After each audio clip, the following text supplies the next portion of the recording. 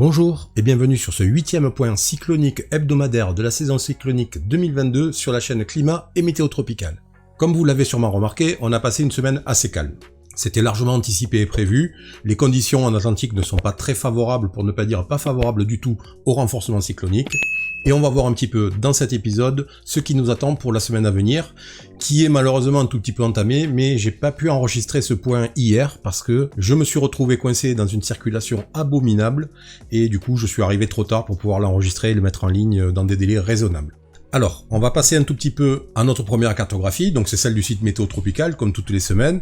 Donc vous voyez, le NHC ne suit absolument aucun système pour les 5 prochains jours sur le bassin atlantique. Alors c'est assez particulier, j'en ai parlé tout à l'heure sur Twitter. En fait, on peut remonter jusqu'à 2014 pour les archives des Outlook du NHC, c'est ce qui est là. Et depuis 2014, il n'y a aucun exemple de mois de juillet qui n'a vu aucun système monitoré par le NHC sur l'Atlantique. Donc si d'ici la fin de la semaine il ne se passe rien, eh ben, on battra un record depuis 2014. Alors, pour beaucoup de gens, ça implique que la saison est très calme. En fait, c'est pas le cas. C'est un faux sentiment.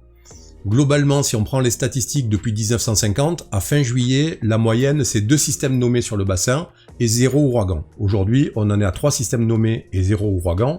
Donc vous voyez, globalement, on est sur la moyenne d'une saison. Ce qui est un petit peu particulier, en effet, c'est qu'on a eu ces 3 systèmes nommés au mois de juin, alors qu'on n'a rien eu au mois de juillet, alors qu'habituellement, c'est plutôt un petit peu l'inverse. L'autre chose qui est un tout petit peu étonnant pour beaucoup, c'est que cette saison est prévue comme étant très active en fait. Et donc, le fait qu'il ne se passe rien sur tout le mois de juillet crée un petit peu d'incompréhension chez les gens et pensent que les prévisions sont fausses. Ce n'est a priori pas le cas, on est toujours dans un épisode de La Niña, alors un peu moins marqué que ces dernières semaines, mais qui devrait se réaccentuer là dans les semaines qui viennent. Et globalement, si l'on accepte ce dont on va parler tout à l'heure, qui est la cause et la justification de cette période de calme sur tout le mois de juillet, pour le reste, vous allez voir, on entre quand même dans un moment où les conditions devraient être amenées à légèrement s'améliorer pour le développement cyclonique. Donc voilà, rien ne se passe en Atlantique et le NHC ne suit absolument rien. Alors passons maintenant à la carte d'analyse de surface de l'Atlantique justement. Alors on va regarder un petit peu ce qui traîne au niveau de la zone de développement majeur. Donc vous voyez, on a une onde qui est à peu près au centre de l'Atlantique. On a une autre qui est en sortie d'Afrique. On va les voir un petit peu plus tard sur l'animation satellite. Pour le reste, on voit qu'on a une zone de haute pression extrêmement large au niveau de 35 nord à peu près, ce qui génère, comme je vous l'explique à chaque fois, une situation où vous voyez l'isobar 1016, d'habitude je dis il est horizontal, là il va même vers le sud-ouest en fait. Donc globalement, ça veut dire que cette onde par exemple, elle a tendance à se déplacer légèrement vers l'ouest-sud-ouest, et donc ne peut pas remonter comme ça se passe normalement habituellement. Donc ce schéma de pression au niveau de l'Atlantique est pas très fréquent en fait. Habituellement on a vraiment un anticyclone fort ici et une dorsale. Or là on voit qu'on a vraiment 2 zones assez distinctes avec un 1026 ici et un 1025 là, donc assez équivalentes en termes de pression. Au milieu on a un front froid au nord et un front alterné au sud. Bon, c'est pas, ça nous concerne pas, donc on va pas s'en préoccuper trop. Et pour continuer, on va voir que, en fait, ce schéma de pression amène cette ligne assez particulière de l'isobar 1012, qui est assez torturée, en fait, alors que d'habitude c'est quand même assez droit. Et donc, qui donne, en effet, la même courbe à la ZIC et à la zone de mousson. Et qui fait que, voilà, on a quelque chose qui est assez peu commun, en fait, sur ce type de carte-là. Pour le reste, rien de particulier à noter. Donc zone de haute pression ici, c'est pas prêt de changer, a priori les prévisions pour la semaine sont assez stables pour les modèles, et donc on va avoir ce binôme d'anticyclone là qui va continuer à légèrement bouger d'est en ouest, mais sans plus. Et donc globalement une circulation toujours pareille, toujours assez sud des systèmes lorsqu'ils arrivent sur l'arc. Alors passons maintenant à l'animation satellite, et on va voir un petit peu plus en détail ce qu'on a vu tout à l'heure. Donc on voit que on a une zone vraiment très très calme là sur la moitié ouest de la zone de développement majeur, où il y a quasiment pas de convection, on va voir pourquoi après. On a cette zone de convection assez forte alors qui pulse beaucoup, ça monte, ça descend, ça dépend vraiment des conditions à l'instant T, notamment la température qui fait, la température de l'eau et d'autres éléments atmosphériques. Mais voilà, on a cette zone qui pulse, et ensuite derrière on voit on a encore un petit peu d'humidité en Afrique qui devrait arriver à sortir dans pas trop longtemps. Mais globalement, la moitié ouest de la zone de développement majeur est très calme, et on voit quand même que l'humidité circule en dessous de 10 nord, c'est le cas depuis quasiment le début de la saison, hein. Donc c'est dû à ce schéma de pression au niveau de l'Atlantique, et donc notamment ces 2 anticyclones là. Et voilà. Et donc on a cette zone-là. Alors aucun modèle ne la développe. Il n'y a pas de minimum de pression qui est attaché à cette zone-là. Alors voilà, c'est impressionnant à l'image, mais pour l'instant, ça n'aura pas de conséquences particulières. Et le NHC, en fait, voit un autre là, qui est plus au nord, en fait, hein, vous voyez, c'est ici. Et on a d'ailleurs une petite zone d'enroulement, si vous voyez là. Vous voyez, on a quand même... attendez, on va le regarder comme ça. On verra peut-être un petit peu mieux. Vous voyez là, vous voyez, on a une petite zone d'enroulement, donc on a une petite zone de basse pression ici, probablement, qui génère ça. Mais bon, c'est pareil, hein, c'est sur 20 nord, donc rien de bien particulier. Et ça ne concernera pas l'Arc Antillais. Donc on est maintenant sur les températures de l'eau au niveau de l'Atlantique. Et on va avoir une première explication à la raison pour laquelle c'est assez calme depuis le début du mois de juillet. Alors, normalement, à cette période-là, en fait, on a une zone jaune orangée jusqu'à 20 nord quasiment. Donc on a toute cette zone-là qui est quasiment dans une zone à 27, 26, 27 degrés, voire plus. Et là, on voit quand même que entre 14 et 20 degrés, ça reste assez frais, entre 23, 24, les zones un petit peu plus fraîches ici. Donc voilà, c'est une première raison, c'est que l'eau au niveau de l'endroit où sortent quand même beaucoup d'ondes, c'est-à-dire à peu près au large entre la côte africaine et l'archipel du Cap-Vert, on n'a pas des conditions de température d'eau qui sont vraiment importantes. Alors ceux qui sont au sud, comme on voit, hein, on a de la convection, ça permet de se développer et d'avancer, mais comme je l'explique souvent, dès qu'un système est très au sud, en fait, il a des conditions qui sont pas très favorables au niveau de l'atmosphère, parce que l'atmosphère est très instable dans l'Asie. Et surtout, l'effet Coriolis est moins présent, et donc il existe moins de possibilités pour un système de se mettre en rotation. Voilà. Alors de l'autre côté, on voit bien qu'on a une poussée quand même d'eau chaude qui vient des Antilles, hein, doucement vers l'océan. Mais globalement, on a quand même toute cette zone, une bonne moitié de la zone de développement majeur, ou enfin un gros tiers, qui est dans une température qui est encore un petit peu fraîche. Alors on va regarder sur l'évolution sur ces 7 derniers jours. Donc on a une zone de réchauffement comme ça, une petite zone de rafraîchissement, mais en fait ça reste très localisé, très spécifique. Donc globalement ça change pas en fait, on n'a pas une grosse zone de réchauffement qui apparaît depuis les 7 derniers jours. Donc c'est globalement assez stable par rapport à la semaine dernière. Mais ce qui va être intéressant, c'est de regarder maintenant la situation par rapport à la moyenne climatologique de 1981 à 2010. Et là on se rend compte qu'on est beaucoup plus frais. Vous voyez, dans la zone dans laquelle je vous disais, normalement, on est autour de 25-26, ben ouais, vous voyez, si il nous manque entre 1,5 et 2 degrés dans cette zone-là. Donc voilà, cette zone-là est plus fraîche que ce qu'elle devrait l'être normalement, et pour l'instant, c'est un des éléments qui nous protège le mieux, et qui fait que on n'a pas de gros renforcement d'un système qui pourrait circuler ici. Donc finalement, il y a un peu échec et mat pour l'instant là-dedans. Alors on va sauter ça et on va passer directement à ça parce que c'est lié. En fait, il faudrait que j'échange les deux slides pour que ça soit plus cohérent. Donc voilà, on regarde un petit peu la situation de l'air sec et du sable au niveau de l'Atlantique. Alors, la première chose qu'on regarde, c'est que, vous voyez, l'Arc Antillais, depuis 2-3 jours maintenant, est dans une zone d'air sec et de brume de sable un petit peu dense. Ça va se calmer un tout petit peu pendant quelques heures et ça va revenir un petit peu plus intense parce que cette zone-là va passer. Après, pour le reste, on a une autre zone qui s'enroule un tout petit peu. Vous voyez, c'est autour de ce que je vous ai montré tout à l'heure, le petit enroulement de basse pression qui est ici. Et donc, on voit l'air sec et le sable a tendance à s'enrouler un petit peu autour. Et après, on a quand même des zones où l'air est un petit peu plus humide, avec un petit peu plus de nuages. Alors, ça n'enlève pas le fait qu'il y a potentiellement du sable dedans, mais en tout cas, l'air est plus humide, et donc le capteur du satellite ne le voit pas comme de l'air sec. Voilà, ici on voit bien, on a notre onde là, avec sa convection assez importante. Mais pour revenir à la question des températures, on voit bien les endroits où on est plus frais que ce que l'on devrait être, sont des endroits en fait qui sont très soumis à la brume de sable depuis un mois. Et donc la brume de sable intercepte une partie du rayonnement solaire, ce qui fait que ce rayonnement n'est plus assez puissant pour réchauffer de manière importante l'eau qui est en dessous. Et voilà. Donc depuis maintenant le début du mois de juillet, on est dans une situation où, globalement, l'air est assez sec, il y a pas mal de particules de sable qui sont emprisonnées dans l'air, et donc on a cette situation où l'eau n'arrive pas trop à réchauffer dans la zone de développement majeur. Pour l'instant, c'est ce qui nous sauve, clairement. Et si le mois de juillet a été aussi calme, c'est essentiellement à cause de ça. Alors il y a après d'autres petits phénomènes, d'effets d'ondes atmosphériques ou régionales ou un peu plus globales, qui vont jouer, bien sûr, mais dans l'ensemble, en fait, c'est la stabilisation de cette situation-là d'air sec et de sable assez présent au niveau de la zone de développement majeur, qui fait qu'on n'a pas du tout de développement cyclonique depuis le début du mois.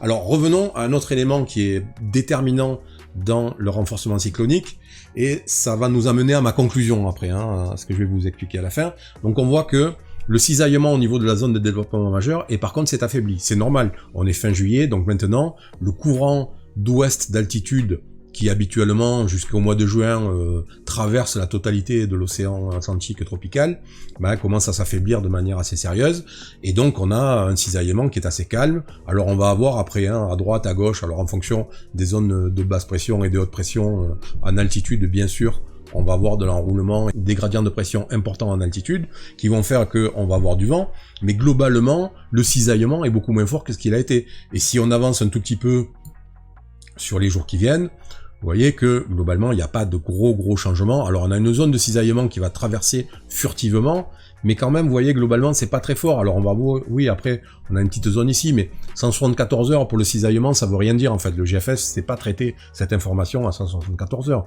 Déjà s'il arrive à le faire à 2 jours, 3 jours c'est déjà bien. Donc là on est en dehors de la zone de confort du modèle pour voir ça. Mais vous voyez quand même que globalement voilà, le cisaillement est en train de peu à peu arriver à une situation qui est une situation normale pour la saison et qui va continuer maintenant et voire être amené à s'affaiblir peut-être encore un tout petit peu au niveau moyen.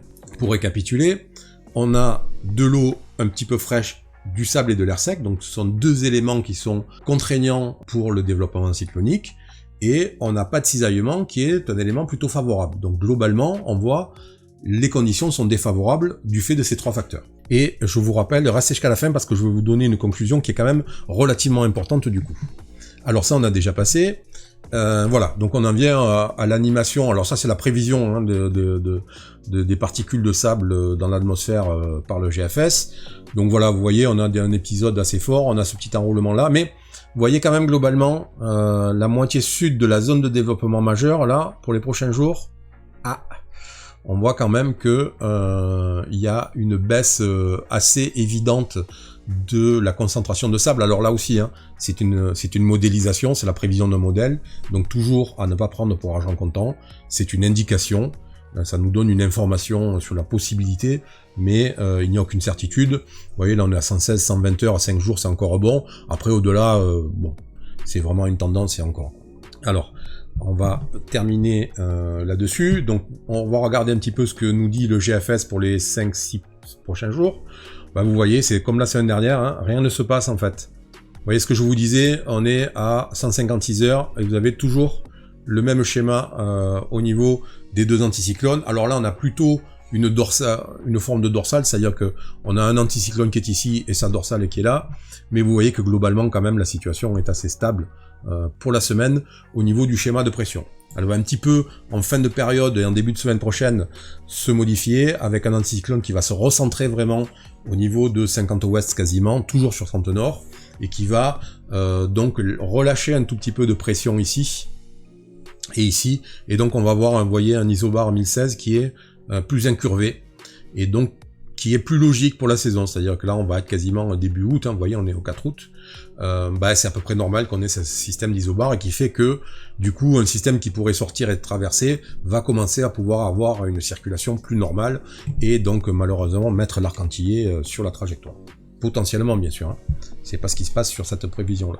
Donc vous voyez, rien n'est prévu pour l'instant pour les 10 jours à venir, là on est à 247 ici, donc rien n'est prévu pour les 10 jours à venir. Alors toujours pareil, 10 jours c'est long. Donc pour l'instant, on se tient à 120 heures, à 5 jours déjà, c'est déjà bien. Et on sera toujours à temps de voir un petit peu ce qui se passe un petit peu plus tard. Bon, je vous fais pas le modèle européen parce que c'est la même chose. Pour le modèle européen, on va par contre regarder l'ensemble. Donc vous voyez, c'est toujours la même chose. On a toujours une petite agitation là au sud et au nord du Cap-Vert. C'était déjà le cas la semaine dernière. Les membres de l'ensemble voient un petit truc là, petit minimum de pression qui pourrait arriver. Mais vous voyez, on reste entre 1000 et 1010. Donc du coup, finalement, c'est pas réellement un système cyclonique. Et puis, dans tous les cas, vous voyez qu'ils sont tous d'accord pour dire qu'à partir de 30 ouest, il se passe plus rien. Tout simplement parce qu'à partir de 30 ouest et 13 nord, l'eau est fraîche et il y a pas mal de sable et d'air sec. Donc rien ne peut se développer. Si on avait un système qui était plus bas et qui circule comme ça serait un petit peu différent, mais c'est pas le cas. Pour finir, comme toujours, on jette un petit coup d'œil à la convection au niveau de l'Afrique occidentale. Donc on voit, voilà, ça c'est la fin de l'onde qu'on a vu tout à l'heure, et on voit on a encore des masses convectives assez fortes. Alors celle qui est ici, je l'ai montré sur Twitter ce week-end, c'était juste monstrueux, ça couvrait une partie de la moitié du Mali, la Guinée, la Sierra Leone, enfin c'était une espèce de blob comme ça qui faisait je sais pas 1000 km de diamètre à peu près. C'était vraiment assez impressionnant. Donc on voit, c'est ce que je disais la semaine dernière, la mousson est réellement en train de se réactiver, et c'est un petit peu à ça que je voudrais en venir pour la conclusion de ce point. C'est que ce sentiment que l'on a de saison peu active et qu'il se passe pas grand chose, attention à ce qu'il ne vous gagne pas trop, parce que la mousson est active. Donc on voit, on le voit bien, hein, si on a de l'humidité qui arrive sur l'océan maintenant, vraiment. Donc si on revient à l'image au loop satellite, vous voyez, on a cette zone-là, on a ce qui arrive là, donc on en a ici. On a vraiment de plus en plus d'humidité. Après les 15 jours où la mousson a été calme, pour les 15 premiers jours du mois de juillet, là c'est plus le cas. On a vraiment une activité assez marquée de la mousson, on le voit donc sur cette image-là. Ce qui fait que l'Atlantique, à partir de la fin de la semaine prochaine, va être alimenté de manière régulière par de la convection qui arrive de l'Afrique. Donc, ce qui nous sauve aujourd'hui, on l'a vu, c'est clairement le sable et l'air sec. Si jamais on venait à avoir une baisse marquée de cette situation-là, c'est-à-dire beaucoup moins de sable au niveau de l'Atlantique, on va se retrouver avec un réchauffement de l'eau assez rapide. L'eau peut gagner 1,5 degré en l'espace de 5 jours, ça reste tout à fait possible. Et donc on se retrouve avec un cisaillement, comme on a vu, qui reste très faible, avec une eau plus chaude, et avec moins de sable et d'air sec sur l'océan. Donc nos trois conditions qui permettent de générer de la genèse cyclonique seraient réunies, et on pourrait assez rapidement se trouver dans une activité assez importante au niveau de la zone de développement majeur. Donc pour l'instant c'est calme, on en profite bien entendu, mais attention, ce n'est pas parce que le mois de juillet a été absolument calme au niveau cyclonique que le mois d'août va être pareil. Et pour l'instant, les signaux que l'on voit de ce qui se passe en Atlantique vont plutôt vers une activité qui va augmenter dans les prochaines semaines, et donc on va rentrer dans le vif du sujet, sachant que la saison est prévue active, et elle reste prévue active. C'est-à-dire que la mise à jour qui a été faite début juillet par le CSU maintient 20 systèmes dans l'année. On en a déjà eu 3, donc il en reste 17 à passer, sachant que grosso modo ça va se jouer entre le 1er août et le 15 octobre à peu près, pour être vraiment dans la partie la plus importante de la saison. On va se trouver avec 2 mois et demi où on va avoir entre 15 et 17 systèmes qui vont naître sur le bassin atlantique. Donc ça va être ça va être tendu, ça va être actif, et voilà, ne pensez pas que parce que ces 5 semaines ont été extrêmement calmes que le mois d'août va être finger in the nose. J'y crois pas vraiment. Donc attention, voilà. C'est ce que je voulais vraiment vous dire dans cette conclusion, c'est attention, ne vous habituez pas à ce calme relatif et probablement éphémère, parce que ça ne va clairement pas durer. Donc on a encore une semaine qui est tranquille, on va en profiter, de faire tout ce qu'on a à faire sans nous préoccuper des cyclones, mais attention, les prochains jours, on pourrait commencer à voir, c'est pas dit que d'ici la fin de la semaine d'ailleurs, on n'ait pas un petit système qui vienne troubler un petit peu le calme, hein. Je pensais qu'il était possible pour cette semaine, c'est ce que je vous avais dit sur le point de la semaine dernière, mais non, parce que la brume de sable a continué à être assez dense au niveau de la zone. Mais là, on a vu que quand même sur la modélisation, la prévision pour la brume de sable est en baisse, et que donc on va pouvoir rentrer dans quelque chose d'un petit peu plus corsé. Voilà, ce point est terminé. Je vous souhaite une bonne semaine, elle est déjà bien entamée, puisqu'on a déjà 2 jours quasiment de passé. Et puis je vous dis rendez-vous lundi prochain, je vais pas me faire avoir et donc pas vous diffuser ce point en retard. Et puis bien sûr, s'il se passe quelque chose sur l'Atlantique et que le NHC venait à suivre un système ou quoi que ce soit, bien entendu, je ferai une petite vidéo pour vous en parler. Voilà, bonne soirée, bonne fin de semaine, et puis à bientôt. Salut!